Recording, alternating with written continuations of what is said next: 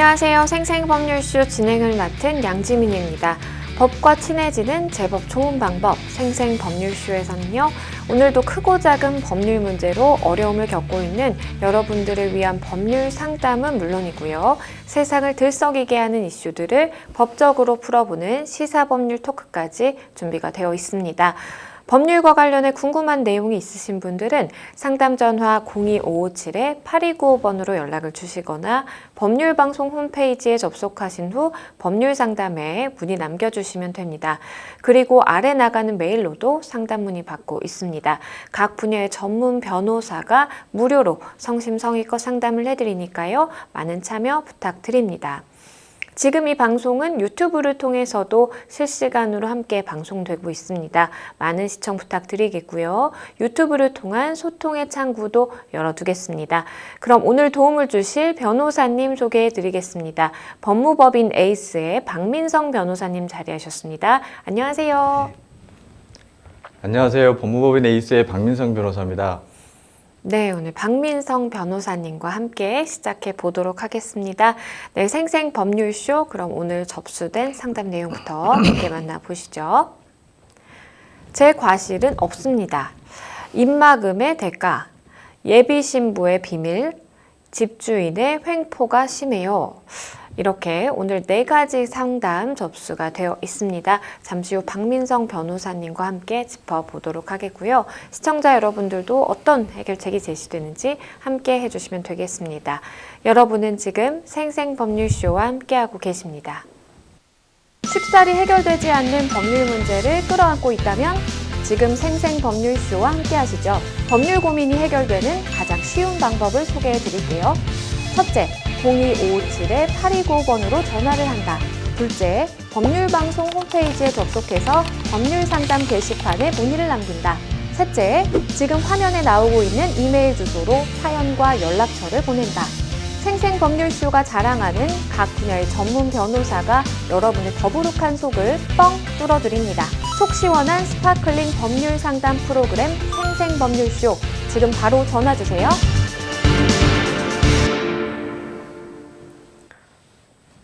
네, 시청자 여러분들이 법과 친해지기를 바라는 마음에서 마련된 코너가 있습니다. 오늘은요, 대법원 화재 판결을 소개하고 또 해석해보는 판결로 시작해 보도록 하겠습니다. 뉴스와 신문에서 회자되곤 하는 이 화재 판결을 알아보는 시간인데요. 오늘은 어떤 사건 준비해 주셨을까요? 네, 요즘 최근에 뉴스를 많이 접하셨을 텐데 병역 기피로 인한 브로커에서 병역 회피와 관련해서 많은 분들이 검거가 됐다는 소식이 있었습니다. 그래서 이번 시간에는 병역 기피와 관련된 그 판례를 좀 소개해 드리도록 하겠습니다. 네, 사실 병역 문제 관련해서는 예전부터 굉장히 사건은 끊이지 않았던 것 같아요. 말씀해 주신 것처럼 병역 기피에 대해서 이제 그 관련된 판결에 대해서 알아볼 텐데, 먼저 그러면 우리가 병역 의무에 대해서부터 좀 짚고 가볼까요? 네. 그 병역 의무라고 할 때는 좀 많이 우리나라 대한민국 남성이라면 알고 계실 텐데, 우리나라의 특수한 상황으로 인해서 당연히 병역 의무를 지고 있다. 대한민국 남자의 경우에 이거는 헌법에서 규정되어 있고 병역법에도 규정되어 있습니다. 헌법에서는 대한민국 남자의 경우에는 병역에 의무를 진다라고 규정되어 있고 병역법에도 그에 대한 절차를 규정하고 있습니다. 네. 여성의 경우에는 지원에 한해서 현역으로 입대해서 복무를 할 수 있고요. 누구든지 어떤 병역 의무를 이행할 경우에 그거로 인한 불이익한 처우를 받지 아니한다 이렇게 규정되어 있습니다. 그런데 이 병역 의무라고 하는 거는 사실 이제 법률적인 개념인데, 단지 병역 의무가 있다고 해서 무조건 일정한 시기에 군 복무를 해야 되는 것이 아니라 군의 군 복무 명령이 있을 경우에 그 명령에 따라서 복종해서 군에 입대해서 병역 의무를 실제로 이행해야 된다는 의무입니다. 그러면 병역 의무가 무엇인지에 대해서 알아봤는데요. 병역 기피에 대해서도 좀 짚어보겠습니다. 말 그대로 병역 기피는 병역 의무를 이행을 해야 되는데, 군대 현역병이라든지 아니면 보충력이라든지 사회복무 요원으로 입대를 해서 병역 의무를 이행하지 않으려고 하는 현상, 그걸 병역 기피라고 하는데 통상 병역 비리라고 하죠. 이제 병역 비리는 네. 통상적인 전체적인 개념, 병역 의무 이행과 관련된 통상적인 비리를 이제 통틀어서 말할 땐 병역 비리이고 네. 병역 기피는 실질적으로 내가 군에 군 복무 명령이 있음에도 불구하고 그 명령에 복종해서 따라서 군에 입대해서 병역 의무를 이행하지 않으려고 하는 어떤 그 현상을 지칭하는 이야기입니다. 그래서 이거는 현역병에 한정된 것이 아니라 어떤 민방이라든지 아니면 사회복무요원 전반적인 병역 의무를 이행해야 될 전반적인 어떤 범위 내에서 모두 포함되는 현상입니다. 네, 병역 의무와 병역 기피에 대해서 알아봤습니다. 그러면 실제로 이러한 병역 기피 관련된 판결도 좀 소개해 주시죠. 네, 이 판결을 좀 소개해드리기 전에 관련 법상 문제를 잠깐 말씀을 드리면 네. 병역법에는 어떤 사람이 사형 무기 6년 이상의 징역이나 금고형을 선고받아서 확정된 경우에는 병역 자체가 제적이 된다고 했습니다. 이 제적이라고 하는 거는 병역 의무를 이행하지 않아도 된다라는 거죠. 네. 어떻게 보면 약간의 그 상당히 이런 형을 받은 사람이 군대 갔을 때 어떤 사회적인 무리를 또 일으킬 수 있는 점을 해서 이렇게 됐는데 네. 기존의 그 병역법 136조에 의하면 네. 사실상 뭐 1년 이상 6개월 미만의 징역 금고형을 받은 사람이라든지 1년 이상의 징역 금고형의 집행유예를 선고받은 사람의 경우에는 사실상 면제자가 되도록 돼 있어요. 그런데 거기에 부가적으로 단서를 달았어요. 최근에 요즘에 개정이 돼서 병역 기피를 목적으로 해서 신체를 훼손한다든지 도주한다든지 거짓 행위를 한다든지 이런 걸로 인해서 처벌을 받는 경우에는 제외된다라고 해서 이런 병역 기피를 목적으로 신체를 그렇죠. 훼손한다든지 이런 경우에는 처벌을 받고 또 그게 허용이 된다라고 했을 때는 다시 병역 의무를 이행해야 되는 이런 부분으로 가고 있어요. 네.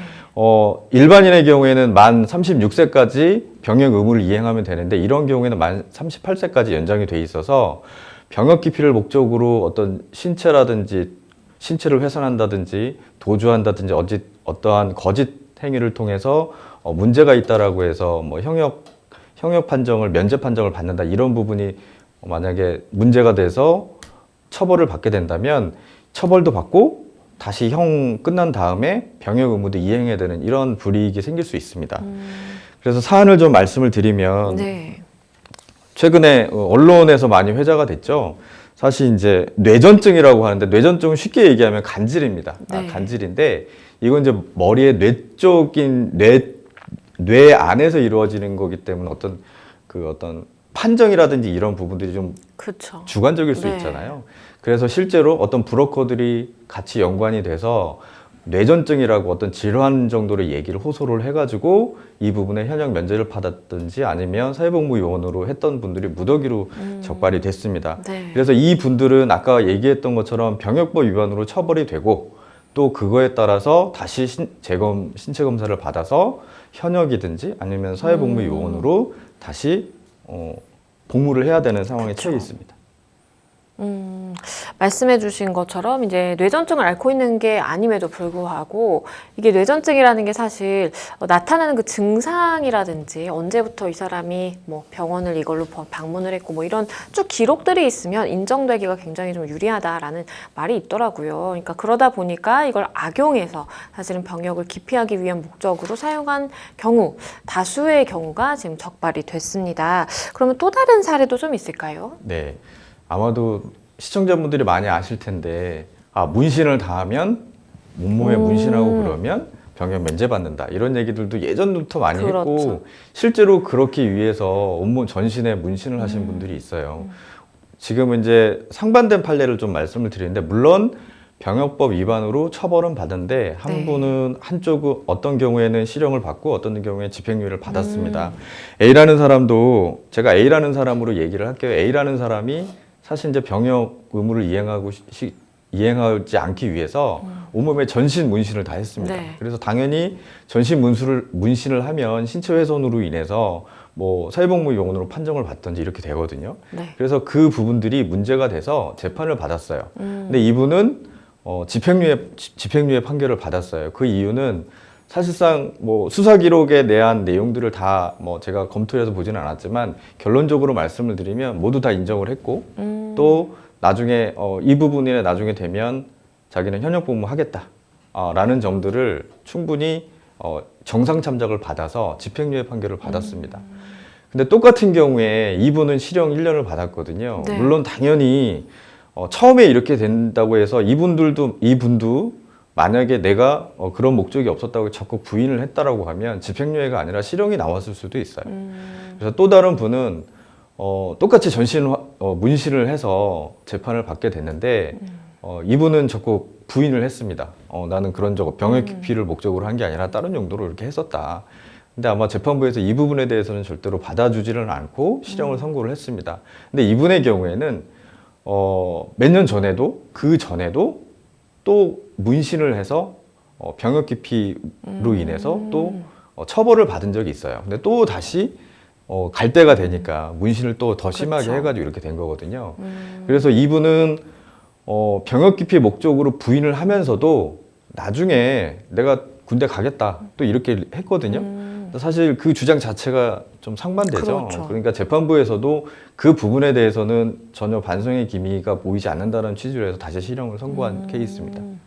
네, 조금 상반된 결과가 나온 그 두 가지 사례에 대해서 살펴봤는데요. 그러면 또 마지막 판례 소개 부탁드립니다. 네. 사실상 이제 어디가 부러지거나 네. 예를 들면 계속 탈구가 된다거나 어떤 허리 육안으로 확인할 수 있는 부분이라고 하면 명백하겠는데 또 하나 소개드릴 경우에는 이제 뇌 질환이에요. 뇌전증이랑 비슷한 경우인데 사실 이 분도 사실상 이분은 훈련소에 입소를 했다가 네. 자꾸 뇌 질환을 호소했어요. 우울증이라든지 자꾸 자살 시도라든지 이런 부분들을 되게 시도를 해서 거기서 4일 만에 귀가 조치를 받았습니다. 물론 그 군대 내에서도 사실 우울증이나 어떤 정신질환의 경우에는 그 사람이 현상을 가지고 판단을 맞아요. 하는 거지 어떤 뇌파 검사나 이런 부분 그쵸. 가지고 나오는 게 아니잖아요. 그래서 그 군대 내에서도 그런 문제가 있다고 해서 귀가 조치돼서 그 이후에 다시 재검 판정을 받았습니다. 근데 재검 판정을 받았는데 이분의 얘기는 아버지가 좀 폭력적인 성향으로 인해서 어조적으로 인해서 네. 우울증과 뇌질환이 너무 심해서 계속 문제가 생기고 어떤 잠도 잘 못 자고 이런 불안 초조감이 생겼다라고 해가지고 귀가 조치한 이에 그 판단에서 사회복무요원 판정을 받았습니다. 네. 그 뒤로 이제 어떻게 보면은 이제 문제가 불거진 거죠. 불거져서 나중에 조사 결과 뭐 아버지가 폭력적인 어떤 환경으로 인해서 뇌질환을 받은 것도 아니고 우울증이나 이런 부분이 아닌 것으로 조사가 돼서 기소가 됐습니다. 기소가 돼서 재판을 받게 됐는데 이분은 당연히 적극 부인을 했죠. 전혀 그런 사실이 없고 난 뇌질환 어떤 심한 우울증이라든 이런 부분에 의해서 문제가 생겼다라고 했는데 재판부에서는 그걸 절대로 받아들여지지 않고 1심을 선고했어요. 징역 1년을 선고했습니다. 당연히 이 부분도 자기는 거짓이 없다라고 얘기를 하지만 나중에 현역병 다시 재검 받아서 현역병의 병역을 이행할 의사가 있다라고 하지만 재판부에서 보기에는 병역 기피의 목적으로 사실 거짓말한 부분들이 여러 가지 정황에 나왔는데 그거를 부인을 하면서 나중에 또 뭐 자기가 괜찮아지면 입영을 하겠다라고 하는 부분을 변명으로 봐서 실형 1년을 선고를 했습니다. 말씀해 주신 것처럼 사실 병역 기피 관련해서는 굉장한 참 다양한 사례들이 있네요. 이번 사건 같은 경우에도 본인이 이제 우울감이라든지 이러한 심리적인 불안감을 호소를 했지만 어쨌든 재판부는 이거는 병역 기피를 위한 것으로 보았다라고 보시면 될 것 같습니다. 오늘 병역 기피와 관련된 많은 사례들을 좀 살펴봤습니다. 이 국가를 지키는 의무, 청년들에게는 힘든 시간일 수가 있죠. 그런데 그 소중한 시간 덕분에 우리가 보호받고 있다는 사실을 좀 항상 기억을 하고 있지 않았으면 좋겠습니다. 네, 지금부터는 생생법률쇼가 자랑하는 코너죠. 무료 법률 상담으로 넘어가 보겠습니다. 네, 첫 번째 상담 전화 연결되어 있는데요. 안녕하세요. 예, 여보세요? 네, 어떤 점이 궁금해서 연락 주셨을까요? 예, 얼마 전에 그 교통사고가 났는데요. 네, 나는 일방적으로 도로를 주행 중이었는데, 네, 저 쪽에 마당인 거로 생각이 되네요. 그쪽에서 나오던 차가 그 뒷바퀴 부분을 그 강타해가지고 내가 일부 날라서 이제 앞에 쪽에가 전부 다 부딪히는 그런 사고가 있었어요. 네네. 근데 이제 그 보험회사나 이 처리하는 사람들이 본인이 과실을 뭐 6대4라고 주장한다고 해가지고 네. 그 해결을 아직도 못하고 있어요. 보상도 뭐 받고 그래야 되는데 뭐 차도 그렇고 병원 치료만 하고 있고 아무런 조치를 안 하고 있어서 그래서 전화드렸어요. 네, 일단은 이제 그 교통사고가 났는데 상대방이 생각하는 과실 비율과 우리 상담자분께서 생각하는 과실 비율이 이제 다르고 그러다 보니까 보험사가 뭔가 일처리를 하는데 늦어지고 있고 지금 아무것도 좀 해결이 되지 않는다라고 말씀을 주셨습니다. 네, 제 옆에 박민성 변호사님 함께 듣고 계셨는데요. 변호사님과 말씀 나눠보실게요. 예, 네, 안녕하세요. 예, 안녕하세요. 네, 아까 말씀하실 때 차가 앞으로 튀어서 부딪혔다고 하시는데 많이 안 다치셨어요? 예, 지금 치료는 계속 받고 있어요. 아, 네. 지금 아까 사안을 좀 말씀하실 때 예, 도로를 이렇게 가고 있는데 교회 마당인 예, 것 예. 같은데 거기서 차가 나왔다 그랬잖아요. 예. 거기서 튀어나오면서 뒷바퀴 부분을 강타했어요. 그게 지금 사장님 차가 주행하는 그 네. 옆에 예, 옆에 교회 앞마당 쪽이 있었나요? 도로에 붙어 있었나요? 그렇죠. 도로하고 연결된 그 마당에서 나오면서 이제 거기를 추돌했죠. 그러면 사장님은 그 교회를 지나가고 있는데 그렇죠. 그 앞으로 난 도로를 이제 지나고 있는데. 지나가고 있는데 예. 교회에서 마당에서 차가 네. 튀어나와서 사장님 그러면은 옆 뒷바퀴를 예, 받았겠네요. 예. 사장님 거기서 몇 킬로로 달리셨어요? 거긴 뭐 속도를 낼 수 없는 도로니까 일반 많이 내면 한 50, 그렇잖아 40에서 50 사이 그렇게 갔을 거예요. 국도인가요?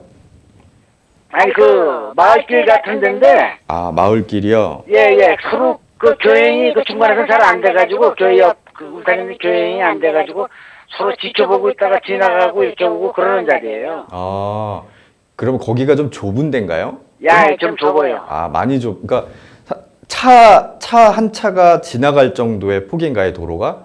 그렇죠. 그 만약에 가면은 참 애를 써야 이제 서로 이렇게 교행이 돼요. 그러면 그 교회에서 나오는 그 출입구랑 예, 그 도로가 예. 이렇게 바짝 붙어 있겠네요. 그렇죠. 그 같이 붙어 있죠. 붙어 있겠네요. 그래서 예. 사장님께서 거의 그 교회의 문을 지나갈 즈음 예. 차가 나와서 사장님 뒷바퀴 뒷바퀴를 그러면은 부딪힌 그 교회에서 나오는 차는 오른쪽 범퍼가 부딪혔겠네요? 앞 범퍼가 다 나갔죠, 뭐. 범퍼로 한 게 아니라 정면으로 와서 받았더라고요. 뒷바퀴 부분에. 뒷바퀴 부분을 정면을 받으셨어요? 예. 지금 그 저쪽이나 이쪽이나 그 보험사는 다 있죠? 그렇죠. 보험 다 있죠. 근데 저쪽 상대가 왜 60으로 우리가 60으로 뭐 얘기하는 과속을 했다 그러는데 거기서 과속까지가 아닌데 예. 뭐 과속을 주장한다 그러더라고요. 아, 그러세요? 예. 제가 보기에는 어쨌든 지금 부딪힌 데가 그러니까 오른쪽 뒷바퀴 예. 문 있는 부분. 그 바퀴야. 그렇죠. 문 있는 부분인가요? 아니면 바퀴 범퍼 쪽인가요? 문에서 더 뒤로 바퀴 쪽으로. 문에서 바퀴 그러니까 쪽으로. 문까지 다 추돌을 한 것 같아요. 바퀴하고 문하고. 아, 문하고 바퀴하고. 예. 그럼 상대방 차도 빨리 나왔네요, 거기서. 그 모르죠. 어느 이렇게 빨리 나는지 몰라도 와서 베란다에 받쳐서 난 붕 떠서 앞에 전주대를 그 중면을 받았기 때문에 그리고 예. 그 뭐 거기서 어떻게 나왔는지 난 그 상황을 알 수가 없죠. 그러면은 부딪히셔서 사장님 차가 한 바퀴 돌았어요? 아예 돌진 않고 예. 그거 해가지고 나 브레이크를 잡으니까 전봇대 받고 바로 섰어요. 아, 바로 브레이크 잡으니까 쓰셨어요? 어깨를 잡았어요. 어떻게 아, 브레이크를. 쓰셨어요? 예. 그 당시 상황을 좀 봤을 때는 예. 사장님이 거의 거기를 지나가고 있는 상황 같거든요. 예, 그렇게 지나가고 있었죠. 예, 지나가고 있는 상황에서 그 차로를 들어가는 차가 한 번 서서 예. 뒤를 살피고 나가야 될 상황인데 섰다가 바로 들어오면 되는 거를 그냥 어떻게 급히 나가려는 이렇게 쳤어요, 뒤를. 그러니까 그 정도로 부딪히셨다면은 조금 바로 그냥 나온 것 같거든요. 근데 본인 거기가 말로는 뭐 시야가 잘 안 보였다 말로 또 그런 얘기를 하더라고요. 당연히 그러니까 교회에서 나오는 차는 이 지나가는 차가 오는지 안 오는지 보일 수 있나요? 아니요. 시야는 충분해요. 다 살펴보면은 예. 그 넓거든요. 그 나오는 통로가 상당히 넓어요. 거기 교회로 들어가는 분이 있고 나오는 부분이 있고 그래가지고 예. 훤히 보이는 자리인데 그렇게 했더라고요. 그러면 교회에 도로가 있잖아요. 도로가 네. 있고 교회 문이 있고 문 옆에 문은 없고 시골 교회니까 이제 문은 없는데 그냥 마당하고 이렇게 연결이 돼 있어가지고 그냥 나오고 들고 나오고 하는 자리예요. 그럼 벽 같은 것도 없어요? 도로와 그 교회 마당 관련돼서 경계선? 없어요, 벽 그런 건. 그러면 교회 마당에서 저쪽에서 이렇게 지나오는 차는 충분히 볼 수 있는 상황이네요? 예. 볼 수 있는데 뭐 시야가 안 보인다고 주장을 하니까. 블랙박스는 한 2개, 3개 넓이가 돼요, 그 넓이가. 어디가요? 입구가. 교회 들어가는 입구가. 입구가. 예. 그러면은 어쨌든 운전자 입장에서는 왼쪽에서 오른쪽으로 지나가는 차는 멀리서부터 좀 보일 수 있는 거네요? 그렇죠. 볼 수 있는데 뭐 시야가 좁다고 자꾸 주장을 해요. 그 주변에 CCTV 없으세요? CCTV는 주변에 없고 블랙박스가 서로 있어서 이제 그 찍힌 장면이 다 나오는데 근데 이제 본인은 뭐 나보고 과속이다 이렇게 얘기를 하더라고요. 우리 쪽 보험사는요? 보험사에서는 뭐라고 그렇게 주장하니까 말을 못해요. 본인 보험사도 개인적인 의견은 100%가 맞는데 네. 저도 웃기니 뭐 제가 보기에는 원래 이제 그런 상황에서는 지나가는 차를 확인하고 우회전해서 나가야 되는 게 맞거든요. 그렇죠. 도로를 조심해서 들어와야 되는데. 그럼요. 그리고 만약에 양쪽 교회에서 나가려고 하는 차가 국도랑 연결되어 있을 때 왼쪽에서 오른쪽으로 지나가는 차가 충분히 볼 수 있는 상황이라고 하면 사실상 그 부딪힌 차가 또 지금 차가 거의 많이 지나간 상황이기 때문에 그 부분들에 있어서는 과실이 그 교회에서 나오는 차가 100%라고 저도 판단이 되거든요. 다만 사실상 과속을 했는지 여부 당연히 그런 부분을 얘기를 할 거예요. 거기 뭐 과속 그런 거 내봤자 마이너만 한 50 정도 낼 수 있는 장소. 그렇죠. 그러니까 그런 부분들을 분명히 얘기를 하시고 만약에 이 부분들이 협의가 안 되시면 아마도 중재위원회를 아마 지금 말씀하신 것처럼 과실분쟁심의위원회에 서로 한 의견을 내보자라고 아마 하실 수 있어요. 근데 그쪽에서는 응하지 않는데 한쪽에서 응하지 않으면 뭐 효력이 없다르더라고요. 한쪽에서만 요구하면. 네, 그쪽에서 응하지 않았어요? 네, 응하지 않고 있어요. 그러세요. 만약에 그런 부분이면 어쨌든 치료는 다 받으셔야 되니까 치료는 받으시고 그게 과실이 만약에 뭐 서로 간에 자차가 다 들어져 있으신 거죠? 자차보험. 자차보험 전 안 들어있었어요. 안 드셨어요? 그러니까 자차보험이 들어져 계시면 그 과실 관련해서 이제 다 보상받고 이제 보험사끼리 하게 되는데 자차보험이 안 들어져 있기 때문에 그 부분에 대해서는 사장님께서 좀 불편함을 겪으셔야 돼요. 이게 과실 비율이 조율이 안 되면. 그것 때문에 그럴 거예요, 아마도. 그래서 그런가 봐요. 네, 보험사에서도 아마 그 얘기를 할 거예요. 자차보험이 양쪽이 다 들어져 있으면 서로 간에 다 치료받고 수리하고 보험사 간에 서로 간에 그 부분들이 해결이 돼서 정리가 되면 되는데 자차보험이 안 들어져 있기 때문에 보험사에서는 사고 수리라든지 이런 부분에 대해서는 직접적으로 할 수 있는 게 없거든요. 차는 뭐 워낙 많이 부서져서 폐차했어요. 그러니까요. 폐차하셨어요? 예. 그래서 그런 부분에 문제가 있으니까 만약에 사실상 여기서 그 보험 과실 비율의 격차가 난다라고 하면 이 부분들은 직접 저쪽에다 소송을 하시든지 하셔야 돼요. 사장님이 개인적으로. 그렇게 하면 이제 개인적인 소송을 해야 된다? 그렇죠. 자차가 들어져 있으면 보험사가 알아서 해주는데 예. 자차가 안 들어져 있으면 그 해당 부분에 대해서는 사장님이 저쪽 보험사 또는 저쪽 개인한테 소송을 하셔야 돼요. 한쪽에만 들어 있고 그 차는 보험이 들어 있는 거고. 그쪽엔 보험이 들어 있어요? 예, 렌트카가 들어 있어요, 당연히. 아, 그쪽에서 들어 있으면 그 부분들에 대해서는 괜찮은데 사장님이 들어져 있지 않기 때문에 약간 그런 부분에 문제가 있을 거예요. 사장님에 대한 보상비 관련해서. 네, 그러면 거기 합의가 안 되면 전산 소송으로 가야 된다는 얘기죠. 네, 그래서 사실 금액 차이가 많이 나면 그것도 이제 소송의 실익이 있죠. 그죠? 금액 차이가 많이 나면. 그런데 그렇지 않으면 약간의 이 금액 하려고 소송을 해야 돼 라는 그런 금액적인 부분들도 있거든요. 그러니까 뭐 치료는 치료라고 하시더라도 차량 수리비라든지 이런 부분을 비교를 하셔서 보험사랑 좀 상의를 하셔가지고 그 부분들에 대해서 어느 정도 좀 중간에 절충하는 안으로 좀 해보시는 것도 괜찮을 것 같아요. 저쪽도 당연히 뭐 과실분쟁심의위원회 하는 것 뭐 동의하지 않는 거 왜 의미가 있겠어요? 왜 안 하겠어요? 근데 그쪽에서도 약간의 좀 그런 게 있으니까 동의 안 해주는 거거든요. 그러니까 그거를 좀 어느 정도 내가 실익이 있을지 그걸 좀 생각을 해서 소송 비용하고 해서. 그렇죠. 그리고 보험사랑 그 보험사 담당자랑 이 부분들을 좀 절차를 좀 더 구체적으로 확인하셔가지고 좀 서로 간에 한번 의견을 하시는 게 좋을 것 같아요. 물론 지금 보면은 우리가 60이라고 얘기를 하는 건 좀 과하게 얘기를 하는 거거든요. 제가 볼 때는. 그 일부도 그쪽 보험사도 인정을 해요. 지원도 100%인데 아니라고. 그런데 당사자가 그러니까 보험사에서는 당사자가 그렇게 하는 거를 무시하고 상대 보험사가 해줄 수는 없는 거예요. 그러니까 어쨌든 그 부분들을 좀 강하게 얘기를 하셔가지고 만약에 그게 아니라면 절충안으로 하시면 되고 만약에 그런 부분들도 안 먹힌다 라고 하면 결국에는 소송으로 하시는 방법밖에 없어요. 네, 궁금증이 어느 정도 해결이 되셨을 것 같은데요. 변호사님께서 말씀해 주신 사항 참고하시면 좋겠습니다. 네, 전화 주셔서 감사합니다. 네, 고맙습니다.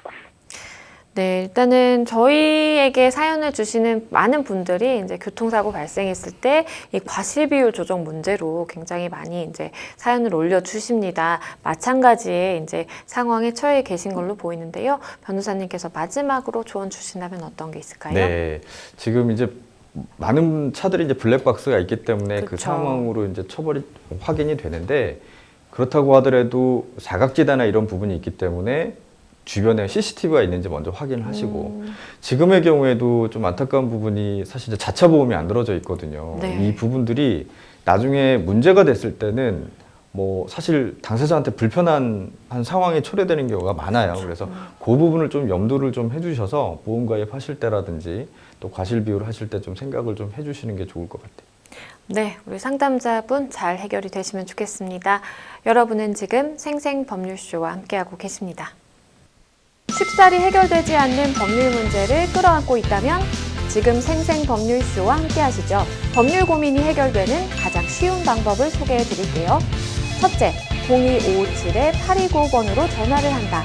둘째, 법률방송 홈페이지에 접속해서 법률상담 게시판에 문의를 남긴다. 셋째, 지금 화면에 나오고 있는 이메일 주소로 사연과 연락처를 보낸다. 생생법률쇼가 자랑하는 각 분야의 전문 변호사가 여러분의 더부룩한 속을 뻥 뚫어드립니다. 속 시원한 스파클링 법률 상담 프로그램 생생법률쇼, 지금 바로 전화주세요.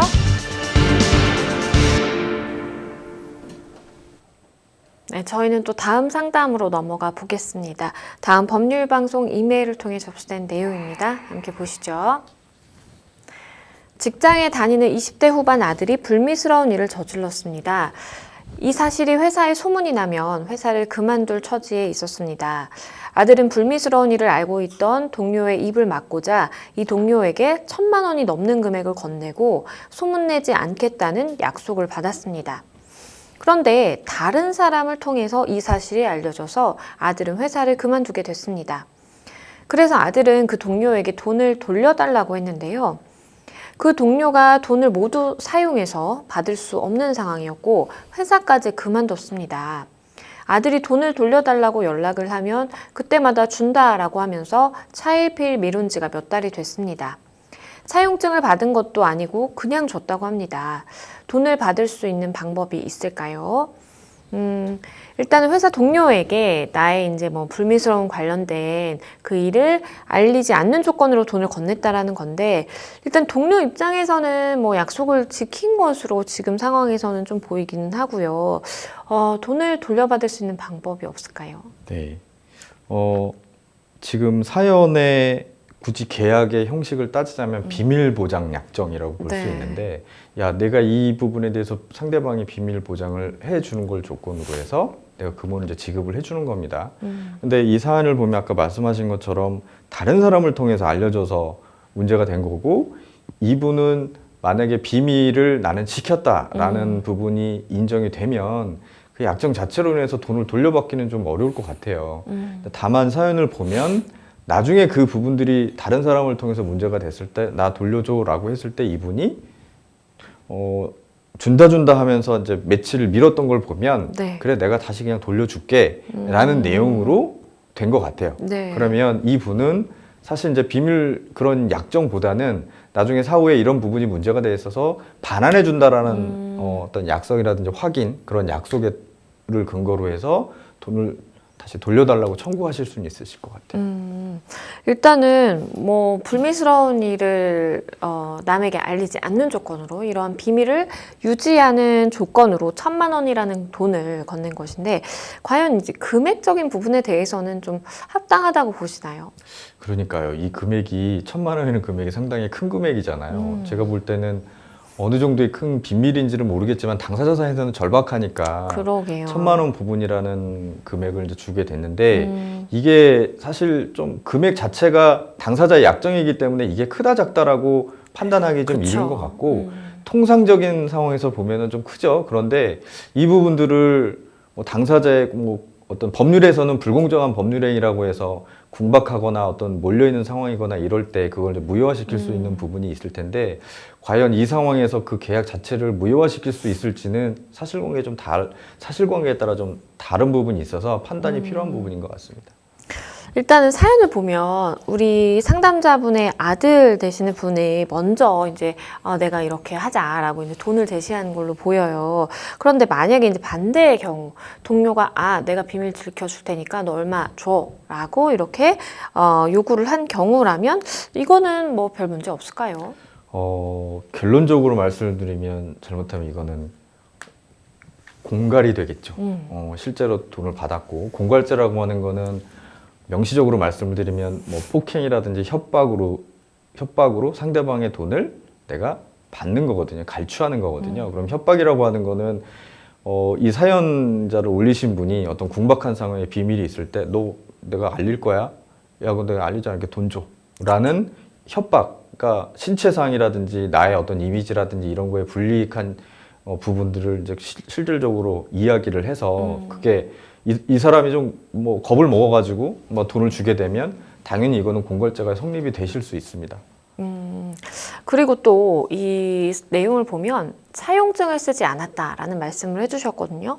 돈을 건네면서 만약에 이제 뭐 계약서라든지 어떠한 차용증을 쓴 경우라면, 그러면 이제 돈을 돌려받을 때 유리할지, 그리고 사실 차용증을 지금 상황에서 쓰는 건 좀 적절한지도 의문이기는 한데 어떨까요? 네, 만약에 그런 상황에서 지금 사안에 대한 그 돈을 주게 된 원인은 사실 차용은 아니죠.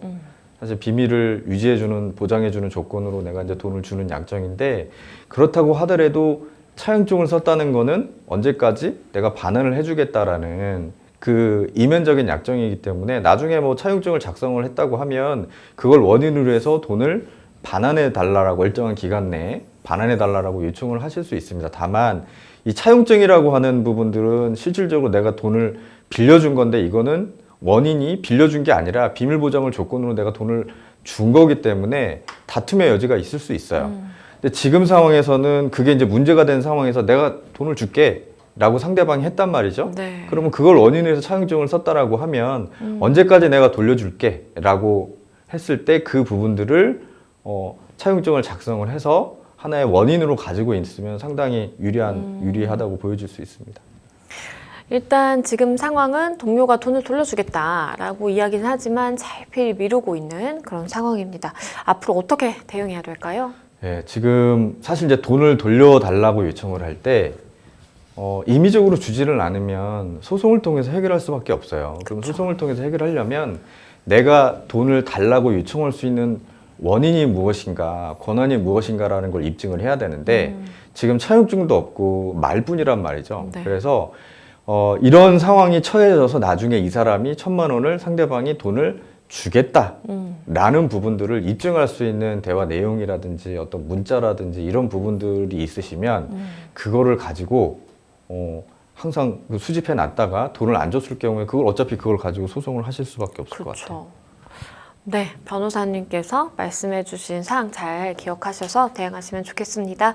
저희는 다음 상담으로 넘어가 보겠습니다. 다음 법률방송 이메일을 통해 접수된 내용입니다. 함께 보시죠. 저는 남자친구가 있는 상태에서 결혼 예정인 한 남자를 알게 됐습니다. 잘못된 만남인 걸 알았지만 재미로 연락하고 몇 번 만나다가 잠자리도 갖게 됐고요. 결혼 준비 중인 사람이랑 그러면 안 됐지만 저도 모르게 한 실수였고 진심으로 반성하고 있습니다. 그 사람은 예정대로 결혼을 했고 결혼했어도 만남을 지속하다가 그 사람 아내에게 들켜서 상간녀 소송을 당한 상태입니다. 모두 인정하고 사과했지만 그의 아내는 성에 차지 않았는지 소송까지 걸었더라고요. 다행히 상간녀 소송은 저밖에 모르는 상태입니다. 제 결혼식이 석 달 후인데 결혼식 전에 판결이 나올 것도 같습니다. 아무도 모르게 진행했다고 생각하지만 결혼식을 생각하면 너무너무 불안합니다. 예비 신랑은 아무것도 모르는데요. 그리고 평생 몰랐으면 좋겠습니다. 저를 잘 이해해주고 사랑해주는 사람이기 때문에 놓치고 싶지 않아서 결혼을 진행하게 됐습니다. 판결이 나오면 그쪽에서 예비 신랑이나 시댁에 보낼까 겁도 나고 결혼식에 찾아와 행패를 부릴까 걱정이 됩니다. 이런 경우에 법적으로 어떻게 해야 될까요? 또 상간녀 소송을 협의할 때 이 사실을 발설하지 않는다는 조항을 달려면 어떻게 하면 되는 건가요? 더 큰 걱정은 결혼 후에 예비 신랑이 상간녀 소송 사실을 알게 돼서 결혼이 취소되거나 이혼이 되는 겁니다. 이 일을 어떻게 해결해야 될지 모르겠습니다. 일단은 본인이 잘못한 걸 알고 계세요. 알고 계시는데 이 결혼을 앞두고 있는 상황이고 그러다 보니까 여러 가지 좀 변수들을 생각을 하시면서 굉장히 불안한 마음이신 것 같아요. 만약에 이제 상간녀 소송 진행 중입니다. 결혼식 전에 이제 뭐 결과가 나올 수도 있을 것 같다라는 말씀도 주셨는데 이 사실을 숨기고 결혼했을 때 혹시나 좀 문제가 생길 수 있을까요? 네, 당연히 결론적으로 말씀을 드리면 문제가 생길 수가 있죠. 나중에 결혼을 한 이후에 남편이 예전에 그 결혼식을 준비하는 과정에서 이런 일이 벌어져서 상간녀 소송이 이루어졌고 이 부분으로 인해서 인정이 돼서 배상이 됐다라는 사실을 알게 됐다면 사실상 이 부분들은 상대방 남편 입장에서는 상당히 내가 알아야 되는 상황이고 만약에 알았다면 사실 결혼을 안 했을 수도 있는 상황이기 때문에 이 부분들은 추후에 남편이 알게 되면 결혼 생활에 상당한 좀 지장이 생길 수도 있을 것으로 보여집니다. 물론 상대방이 그걸 용서를 하면 문제는 없겠습니다. 네. 네. 일단은 내가 이런 상황이다라는 걸 결혼식 석 달 앞두고 참 얘기한다라는 게 현실적으로 참 입이 떨어지지 않을 것 같다라는 생각은 심정적으로 듭니다. 그러면 이렇게도 볼 수 있을까요? 예비 신랑에게 이러한 사실을 결혼 전에 고지해야 될 의무가 있다라고 이야기할 수 있을까요? 결론적으로 말씀을 드리면 상황을 이야기해야 되는 의무가 있다라고 판단이 됩니다. 왜냐하면 이 부분들을 말하지 않는 것도 사실상 법적으로 얘기하면 묵시적인 경우 아무 말 안 하고 그냥 속아 넘겨지는 거거든요. 왜냐하면 이 사안은 서로 간의 일신상의 어떤 신뢰라든지 결혼 생활에 상당한 지정을 일으킬 수 있는 그러니까 혼인한 상황에서는 상대방의 부정행위에 해당될 수 있는 것이기 때문에 이 부분들은 당연히 고지해야 될 의무가 인정될 수 있는 거고 만약에 이거를 얘기하지 않았다면 사실상 묵시적인 기망행위에 해당될 수 있거든요. 그러면 이 부분들은 나중에 결혼한 이후에 알게 되면 상대방이 법적으로는 문제를 삼을 수 있습니다. 네, 법적으로 문제를 삼을 수 있다라는 말씀을 주셨는데요. 그렇다면 혼인 취소나 이혼에 대해서 이야기를 해볼 수 있는 걸까요? 네. 이런 상황이라면 결론적으로 이제 혼인 취소 사유가 해당될 수 있거든요. 이제 혼인 취소와 이혼이라고 하는 거는 유효하게 결혼식을 한 이후에 그 이후에 발생된 사정을 가지고 법원에서 인정하는 배우자의 부정행위라든지 배우자의 뭐 부당한 행위라든지 혼인을 계속할 수 없는 사유라든지 이런 사유가 있을 경우에 유효한 혼인을 해소하는 걸 이혼이라고 하고요. 혼인 취소는 혼인을 하기 전에, 법적으로 유효한 혼인을 하기 전에 문제가 있어서 혼인을 취소할 수 있는 겁니다. 그래서 거기에는 혼인 취소사에는 여러 가지 사유가 있는데 그 중에 상대방의 사기 또는 강박에 따라서 혼인을 한 경우에는 취소할 수 있다라고 돼 있고요. 그 취소는 안 날로부터 3개월 내에 할 수 있다라고 규정되어 있거든요. 그래서 이 사안을 좀 적용시켜 보면 사실 혼인을 하기 전에 이거는 사실상 혼인한 사유와 이혼 사유를 보면 배우자의 부정행위잖아요. 그거와 관련해서 상대방한테 이야기를 했더라면 당연히 물론 용서를 해서 다시 혼인을 할 수도 있지만 이 부분들이 그걸로 인해서 혼인을 하지 않을 수 있는 부분이 있기 때문에 상대방은 남편의 입장에서는 기망행위를 당한 거죠. 그래서 혼인 취소 사유에 해당될 수도 있습니다. 그리고 우리 상담자분께서 또 고민하는 부분이 혹시나 이 상대방 상간녀 소송을 제기한 쪽에서 내 결혼식이 언제라는 걸 알고 와서 뭔가 행패를 부린다라든지 이 결혼식을 회방 놓지 않을까라는 걱정을 하고 계신데 만약에 이런 상황이 발생한다면 이건 법적으로 어떻게 봐야 될까요? 네. 만약에 그런 상황이 발생하면 그 상대방, 그러니까 상대방 남자 쪽의 배우자죠. 배우자가 이런 행위를 하게 되면 당연히 이제 명예훼손죄에 해당될 수도 있습니다. 물론 지금 이제 상간녀 소송은 법적으로 내가 청구할 수 있는 권리이기 때문에 당연히 가능한 거고 네.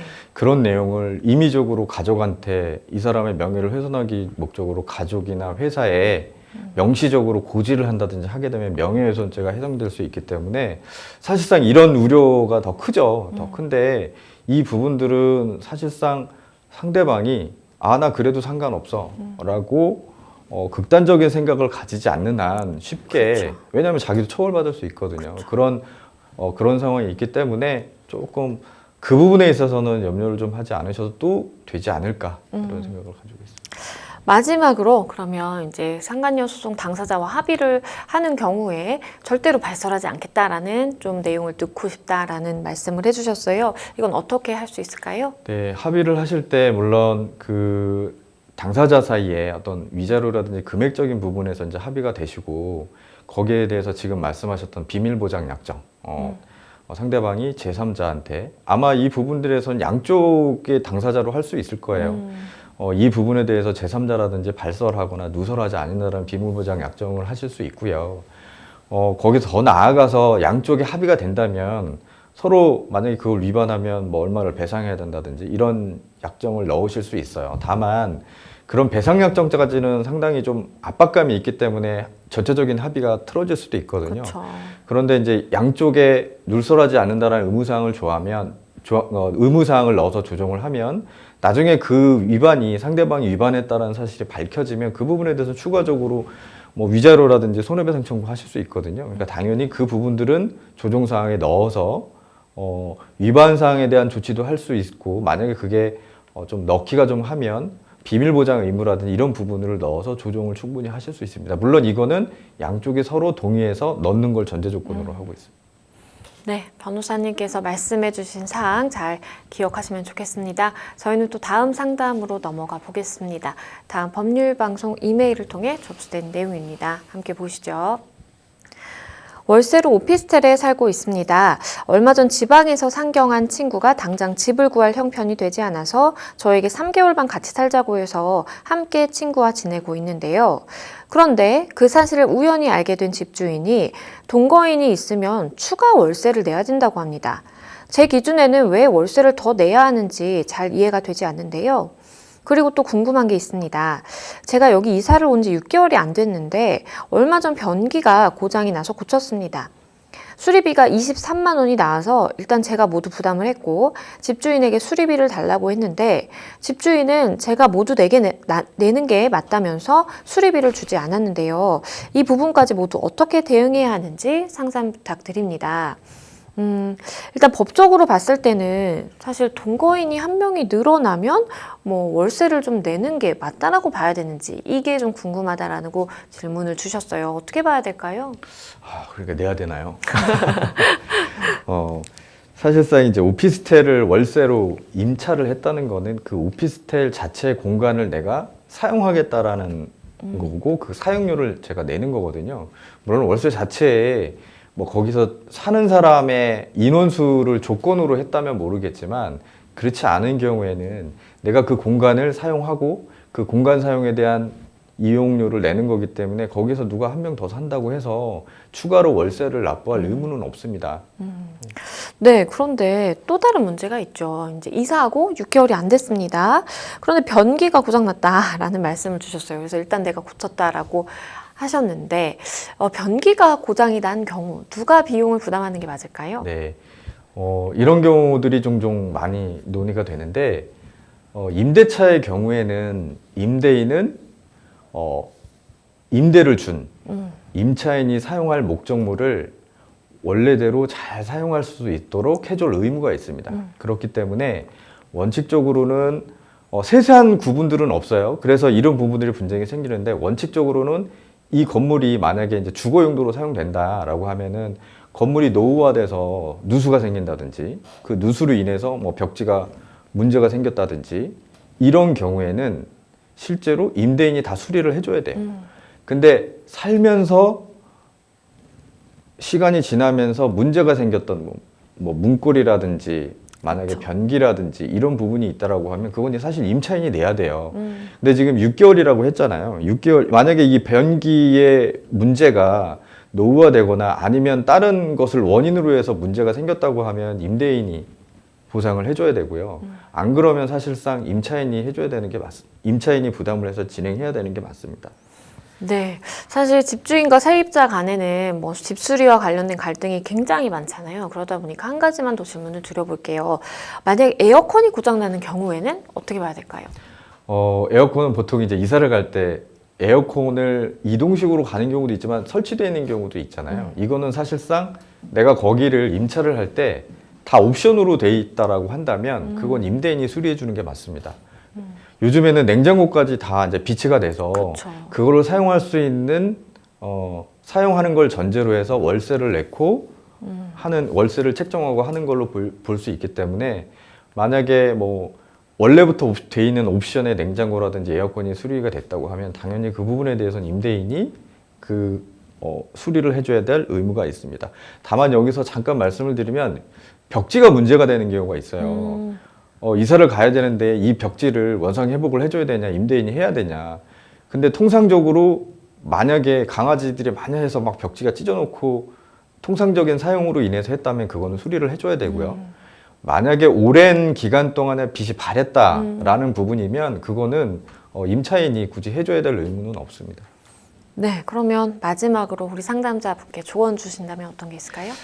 지금 그 월세 부분에 대해서는 추가 월세를 해주실 의무는 없고요. 만약에 집주인이 내야 된다라고 얘기를 한다면 어떤 근거에서 내야 되는지 그 부분들을 좀 얘기를 하시고 그것도 안 되면 중간에 이제 부동산 중개인이 있으실 거예요. 네. 그 중개인을 통해서 말씀을 하시면 원만하게 잘 해결되지 않을까 싶고요. 이 변기의 경우에는 변기 고장난 원인이 뭔지를 좀 확인을 하셔서 원래부터 예전부터 고장나 있었던 부분이라고 하면 그 부분은 임대인한테 조금 얘기를 하시는 게 나을 것 같고 6개월 사이에 뭐 사용하다가 잘못된 부분이라고 하면 그거는 실제로 임차인분이 수리를 하시는 게 맞을 것 같습니다. 네, 변호사님께서 말씀해 주신 사항 잘 기억하시면 좋겠습니다. 네, 생생법률쇼 마칠 시간이 다 됐는데요.